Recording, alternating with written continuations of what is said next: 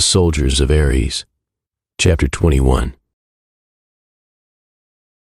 Maximus thought that he would sleep like a log after such a long and tiring day.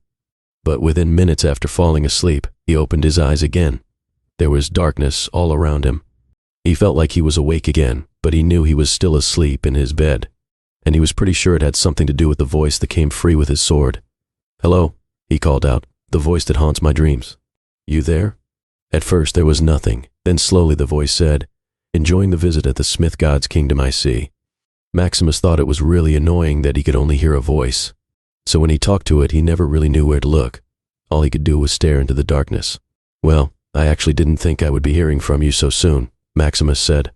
"As did I, my child, but it seemed that fortune has smiled upon me, and because of this I require your assistance."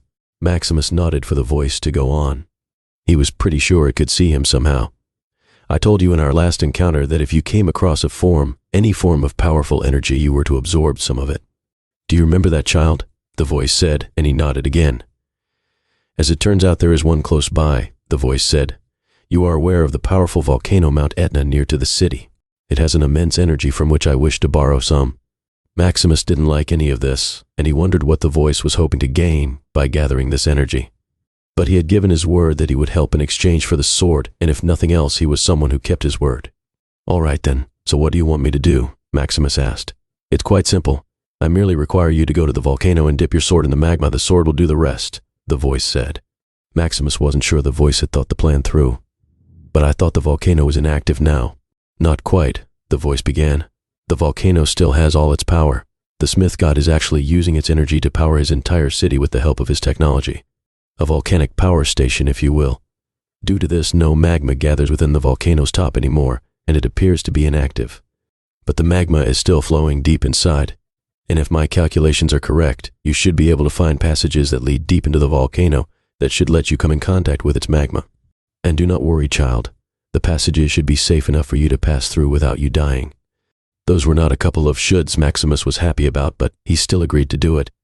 "I'm not saying I'll do it first thing tomorrow, but I'll get it done before I leave Vulcan City," he said. "I understand and agree to your condition," the voice said. "I also feel as though you still do not trust me. I assure you that I do not wish to bring any harm to you or your companions. The ones I wish to harm are much more powerful." Maximus nodded his head again, but something about what he said last bothered him. It seemed the voice had a deep vengeance against someone.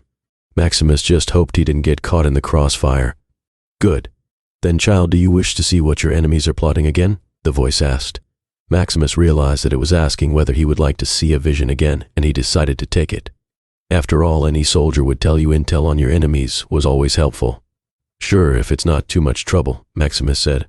The darkness began to fade away, and soon he was standing in the throne room of Ares, just like before. Lord Ares was on his throne staring at the door, but he noticed that there were no guards at the door now. Ares sat there with his face resting on one of his arms and a very impatient look on his face. He kept staring at the door as if expecting someone. A few minutes passed, and finally the doors opened and a man came in. And it was none other than Hermes, the messenger god.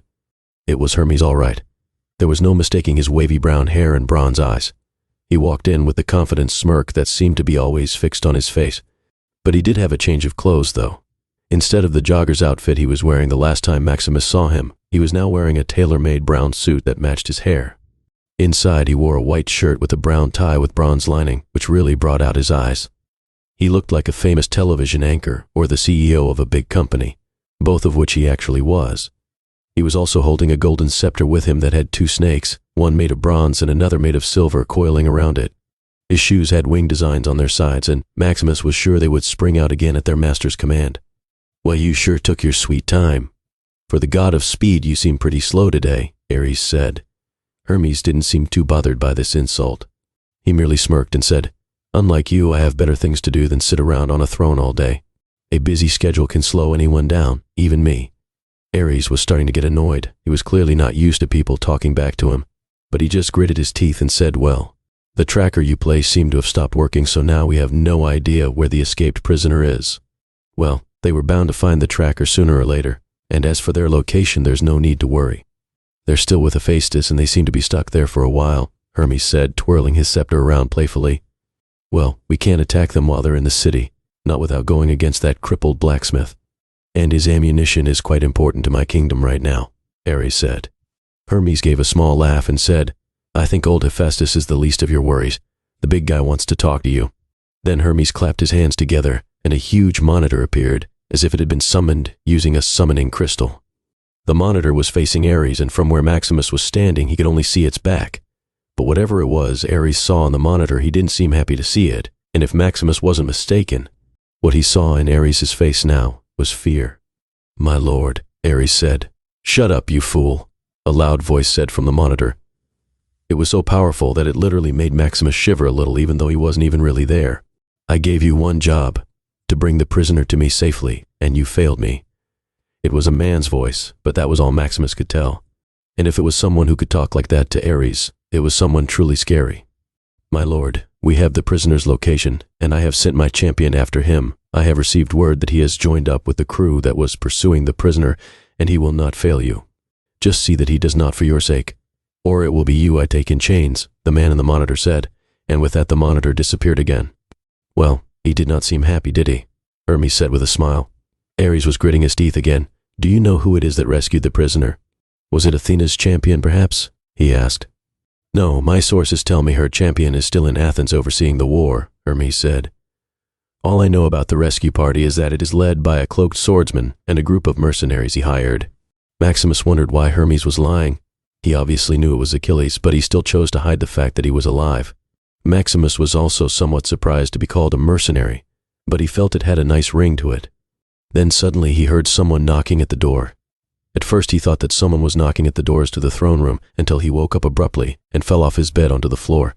It took him a few seconds to realize that the knocking was coming from outside his own room. This has been a chapter from Book 1 of the new World Odyssey series, The Soldiers of Ares. Links to the books in the bio. Thanks for listening. If you enjoyed this chapter, don't forget to like, share, comment, and subscribe for more. Hit the notification bell so you never miss an upload. See you in the next chapter.